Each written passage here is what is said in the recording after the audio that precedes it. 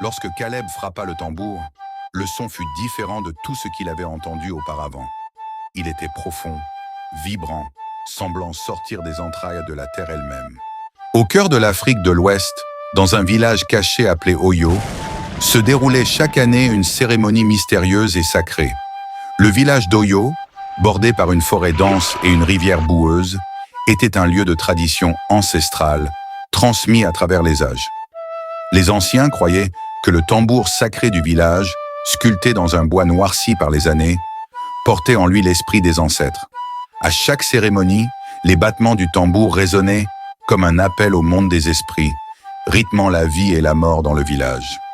L'histoire de ce tambour n'était connue que des anciens, et chaque année, un nouveau batteur était choisi pour honorer cet héritage. Ce rôle était prestigieux, mais il exigeait aussi des sacrifices. Et beaucoup dans le village murmuraient que devenir le batteur sacré changeait les hommes à jamais. Caleb, un jeune homme aux épaules larges et à l'esprit rebelle, avait grandi en rêvant de devenir le batteur sacré. Contrairement à beaucoup d'autres, il n'avait pas peur des contes terrifiants qui entouraient ce rôle.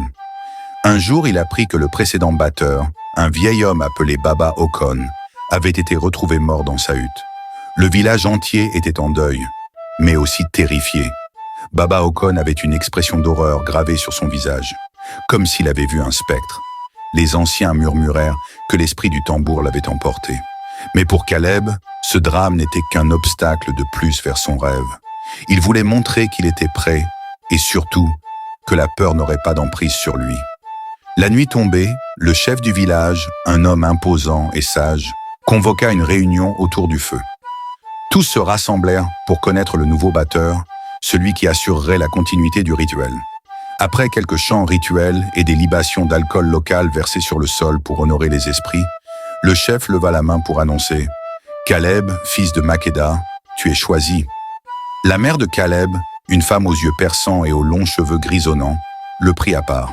Elle le supplia, les larmes aux yeux, de refuser cet honneur. Elle connaissait l'histoire de la malédiction et avait vu les signes de déchéance chez Baba Okon. Mais Caleb, enflammé par la fierté, lui répondit « Maman, je ne suis pas comme les autres, je ne crains pas ce tambour ». Caleb reçut le tambour dans une petite cérémonie, mais dès la première nuit où il le ramenait chez lui, il sentit quelque chose d'étrange. Le tambour semblait vibrer, résonner faiblement, même lorsqu'il ne le touchait pas. Cette première nuit-là, il rêva de visages inconnus, des hommes et des femmes qu'il n'avait jamais vus, mais qui semblaient l'appeler. Au matin, il se sentait vidé de son énergie, comme si le tambour avait aspiré une partie de lui. Jour après jour, les cauchemars se firent plus intenses. Il voyait des anciens batteurs du village, errant dans des ténèbres épaisses, certains suppliant de ne pas être oubliés, d'autres riant d'un rire sinistre. Terrifié et épuisé, Caleb décida d'aller voir l'ermite du village, un homme reclus dans la forêt, connu pour ses connaissances occultes. L'ermite, un vieillard aux yeux vitreux, le regarda longuement avant de parler. « Ce tambour n'est pas un simple instrument. Il est hanté par l'esprit d'un arbre maudit. Chaque batteur doit faire des offrandes, du sang d'un animal ou un morceau de son être. » Il expliqua que si ces offrandes n'étaient pas respectées, l'esprit du tambour s'emparerait de l'âme de son porteur. Caleb se résigna à effectuer les premiers sacrifices.